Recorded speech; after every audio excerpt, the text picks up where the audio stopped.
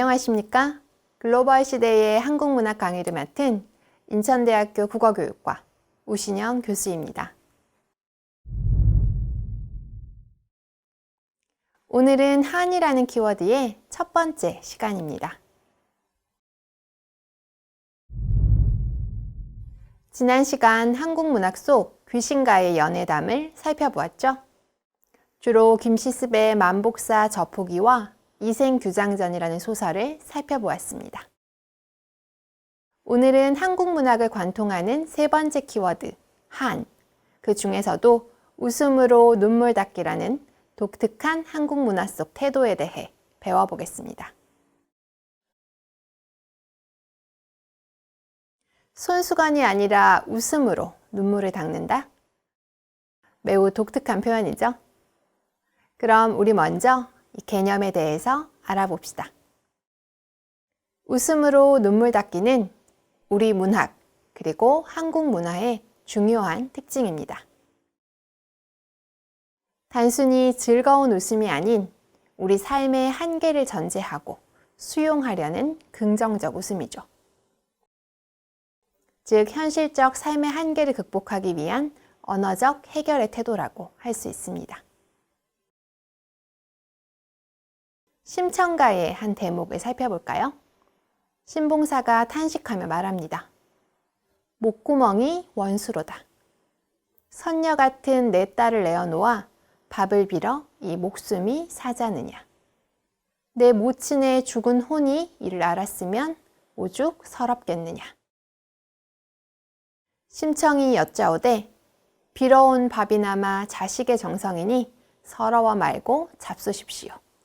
이렇게 아버지를 좋은 말로 위로하며 기어이 먹게 하니 날마다 얻어온 밥이 한 쪽박에 5색입니다.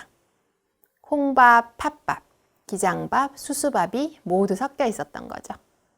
아마 심청이가 여기저기 이 집 저 집 동량을 다니며 얻어온 밥이라 여러 가지 밥이 섞여 있었던 모양입니다. 이때 서술자는 이 풍경을 이렇게 한 번 더 강조합니다. 신봉산의 집은 끼니 때마다 정월 보름을 쇠는구나. 여기서 첫 번째 질문입니다. 왜 서술자는 인용문의 마지막 부분에서 신봉사와 심청이의 가난하고 슬프고 애틋한 밥상을 갑자기 우스꽝스럽게 형상화하였을까요? 잘 생각해 보세요. 우리 심청이와 신봉사는 가난과 장애라는 일종의 결핍을 겪고 있는 존재들입니다. 하지만 서술자는 그들을 묘사할 때 비하나 아니면 얄팍한 동정으로만 일관하지 않습니다. 대신 앞에서 기껏 조성해 놓았던 눈물겨운 상황을 반전시켜 웃음을 유발하죠. 즉, 슬픔에서 빠져나올 힘으로써의 웃음을 신뢰하는 것입니다. 춘향가의 경우도 살펴볼까요? 몽룡의 이별선언 앞에선 춘향이의 모습을 묘사한 대목인데요. 춘향이가 이별에 어떻게 대응하고 있는지 우리 한번 살펴봅시다. 대문 밖에 거꾸러져 섬섬한 두 손길로 땅을 꽝꽝 치며 한탄합니다. 에고에고 내 신세야. 에고 일성하는 소리 황해산 만풍 솟아기오 정기무광 일색박이라. 엎떠지며 자빠질째 서운찮게 갈량이면 몇 날 며칠 될 줄 모를래라. 제대로 이별할 양이면 몇 날 며칠이 걸리겠다는 서술자의 표현이 드러나는데요. 저기 나오는 어려운 한자 부분은 바로 양귀비와 당현종의 사랑을 노래한 장한가에서 차용한 부분이에요. 이처럼 슬픈 장면을 고전을 끌어와서 아주 폼나게 묘사하다가 갑자기 거참 이별 한번 요란스럽게도 하는구나. 이별 다 하는데 몇 날 며칠 걸리겠다. 이런 식으로 서술자가 매우 우스꽝스럽게 비아냥거리며 뭉쳐버리는 태도를 확인할 수 있습니다. 여기서 두 번째 질문입니다. 갑작스러운 이별의 상황에 놀라고 분해하며 이를 가는 춘향이를 바라보고 있는 서술자의 위치와 시선은 어떠한지 우리 함께 생각해 봅시다. 우리는 춘향전 속 저 대목에서 서술자가 춘향이에게 감정이입을 하지 않고 적당한 거리를 두고 있는 것을 알 수 있습니다.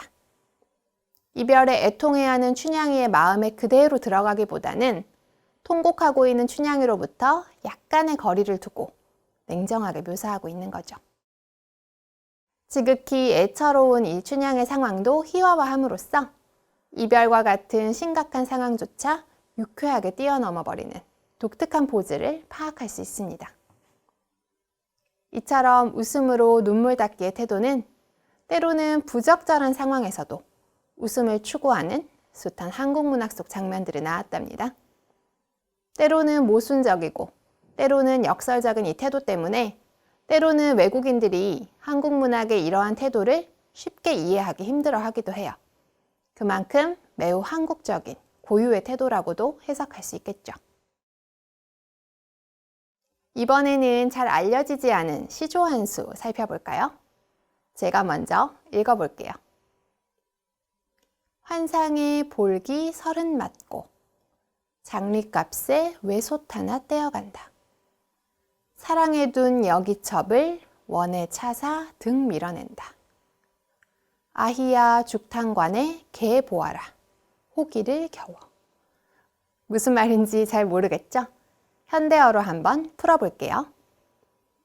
환곡 대신에, 즉 세금 대신에 엉덩이 30대를 맞았나 봅니다. 그걸로 끝나지 않고 이자값까지 치러야 하는 비극적인 상황인가 봐요. 나라에서는 이자값으로 서술자의 구리솥을 뚝 떼어간 모양입니다.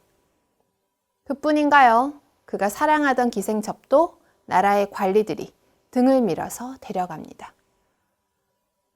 매도 맞고 솥도 뺏기고 심지어 사랑하는 여인까지 잃은 정말 괴로운 상황인 거죠. 그때 서술자는 능청스럽게 말합니다. 아이야, 죽탕관에 개를 지켜보아라. 호탕한 흥추를 견디기 어렵구나 라고요. 이 마지막 부분에 등장하는 표현, 도무지 이해하기 어렵죠? 이 표현을 이해하기 위해서는 우선 탕관이 무엇인지 알아야 합니다. 탕관은 쉽게 생각하면 작은 그릇이라고 생각하시면 돼요. 맛있는 국을 끓이거나 탕약을 다릴 때 쓰는 작은 그릇을 예스럽게 일컫는 말입니다. 화자는 환곡의 이자값으로 솥을 빼앗겼습니다. 오늘날로 치면 세금을 내지 못했다고 집안에 딱 하나 있는 밥솥을 빼앗아간 셈이죠. 이제 음식을 지을 수도 없습니다. 쌀도 없고 솥도 없고 사랑하는 여인도 없습니다. 그래서 이제 큰 솥 대신에 하나 남은 작은 탕관에 죽을 끓입니다. 워낙 그 양이 적으니 키우던 개가 근처에 와서 훔쳐먹지 못하게 해야 할 정도입니다. 생각해 보세요. 주인이 배가 고플 정도이니 그 집 개는 얼마나 굶주렸겠어요. 하지만 주인은 제배부터 일단 채워야 합니다. 아이에게 죽탕강 근처로 개가 오지 못하게 지키라고 당부할 수밖에 없었던 까닭. 잘 아시겠죠? 세 번째 질문입니다. 이 시조 속의 상황은 어떤 것으로 짐작되시나요? 만약 이 비극적인 시조가 일말의 웃음을 유발한다면 그 웃음은 어디에서 기인한 것일까요? 시조 속의 화자는 견디기 어려운 현실적 상황을 호기라는 단어로 압축해서 달래고 있습니다. 아히야를 기점으로 시 속의 상황은 전환되죠. 상황과 행위의 상반성으로 인해 독자의 웃음은 유발됩니다. 우리는 이 시조를 통해 웃음으로 눈물 닦기가 판소리계의 소설뿐만 아니라 시가에서도 확인되는 미적 특질임을 확인할 수 있었습니다. 앞에서 보았던 심청가나 춘향가에 나타난 이러한 태도가 판소리계 소설 속의 웃음으로 눈물 닦기를 보여준다면 방금 본 시조 속에서도 그러한 태도가 관통되고 있음을 확인할 수 있습니다.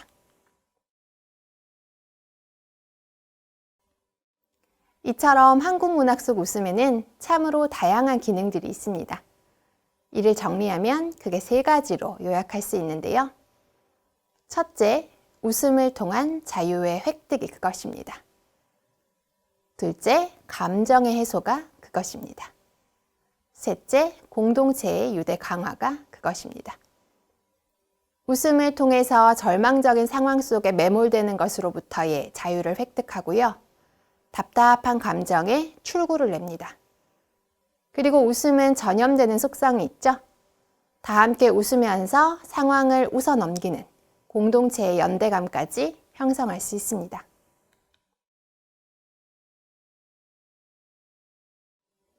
김대행 선생님은 이 웃음으로 눈물 닦기야말로 지극히 한국적인 대응책이라 역설합니다.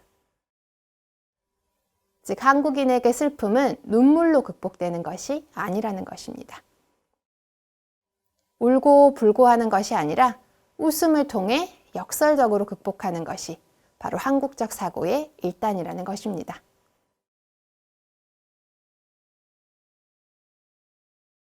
이러한 특질은 한국의 생활문화 속에서도 자주 발견됩니다. 가령 엄숙한 슬픔 속에서도 상갓집이 잔치의 속성을 다소 포함하고 있는 것이 단적인 사례입니다. 상가는 슬픔의 공간이죠. 하지만 그러한 지극한 슬픔의 와중에도 조문객들은 농담으로 상주가 슬픔에서 벗어날 수 있게 돕습니다. 이것이 양식화된 한 사례가 바로 전라도의 굿 다시래기입니다.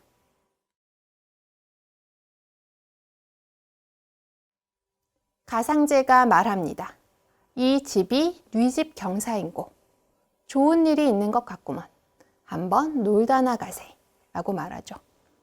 아니, 상갓집에 와서 경사라니 가당치도 않은 말이죠. 심지어 좋은 일이 있는 것 같다는 발화까지 합니다. 놀고 가겠다는 이야기도 하죠. 이때 상두꾼들이 망인과 상제에게 인사를 합니다. 그런데 이 가상제의 행동은 점점 가관입니다.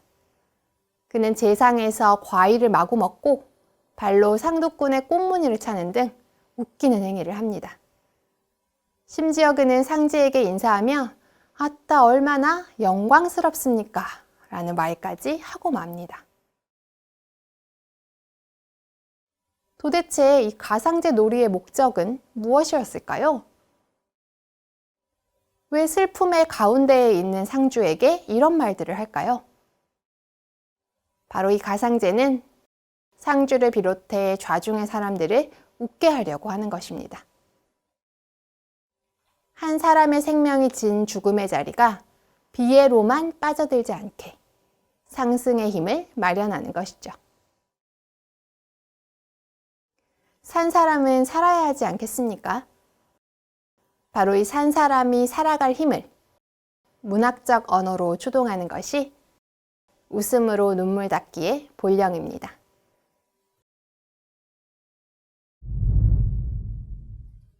여기서 4번째 질문입니다. 여러분의 삶과 문화 가운데 이러한 웃음으로 눈물 닦기의 사례가 있으면 찾아볼까요? 아까 말씀드렸듯이 웃음으로 눈물 닦기는 단순히 문학 작품에만 국한된 개념은 아닙니다.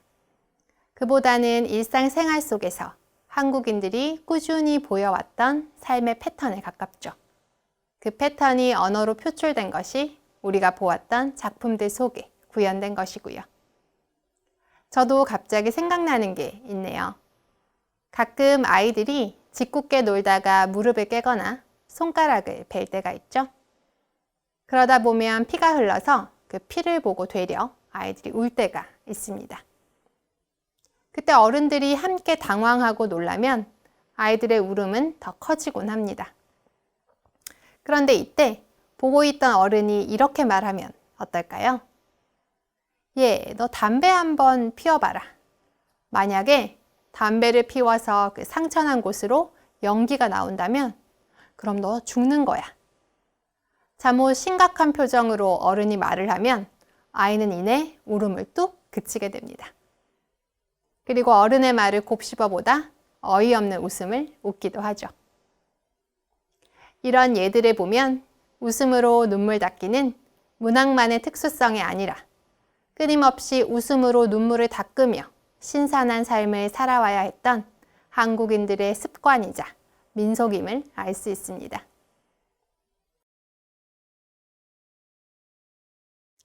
오늘 배운 내용을 함께 정리해 보겠습니다. 오늘 우리는 판소리계 소설인 심청전과 춘향전 속 일부를 살펴보았죠. 그래서 이별이나 가난과 같은 아주 심각한 상황과 결핍 속에서도 비의 일변도로 빠지지 않고 웃음이라는 거리와 전략을 취하는 조상님들의 지혜를 살펴보았습니다. 그리고 이러한 조상님들의 지혜는 한국 문학의 특성 속에 고스란히 반영되어 있는 거죠. 첫 시간에 말씀드렸듯이 한국 문학은 한국인들의 삶을 비추는 블랙박스와 같은 존재입니다. 어쩌면 한국인들은 비극의 극단이 희극과 맞닿아 있음을 간파하고 있었는지도 모르겠습니다. 조선조 여인이 쓴 내방가사 된동어미 화정가를 예로 들어볼까요? 여기에 보면 남편이 불에 타서 죽어가는 극도로 비참한 상황에서도 서술자는 이렇게 우스꽝스러운 표현을 합니다. 포수놈에 불고기 하듯 아주 한박 구웠구나. 까무라칠 정도로 슬픈 상황 속에서도 우스꽝스러운 유머를 구사할 수 있는 여유를 통해 겨우 살아갈 힘을 마련하고 있는 것입니다. 그리고 이는 시조나 굿 다시래기, 나아가 우리의 일상생활에서도 찾아볼 수 있는 독특한 한국적 미의식이라는 점도 확인할 수 있었습니다. 다음 시간에는 두 번째 키워드 한에 대한 두 번째 파트인데요. 주로 진달래꽃과 신부라는 시를 만나보게 될 겁니다. 진달래꽃을 모르시는 분은 없겠죠? 1000년을 넘게 이어져 온 한국의 이별 시사 중에서도 절창으로 꼽히는 김소월의 시 진달래꽃은 이별에 대응하는 매우 한국적인 자세를 보여줍니다. 이 진달래꽃의 정서와 표현은 영어로 온전히 번역되기 힘들 정도로 한국 고유의 것을 잘 보여줍니다. 그리고 김소월의 대를 이어 한국의 민속성을 잘 표현했다고 평가받는 서정주의 신부를 통해 매운 재로 승화된 한국적 여인의 한의 실체를 살펴보도록 하겠습니다. 오늘 강의는 여기까지입니다.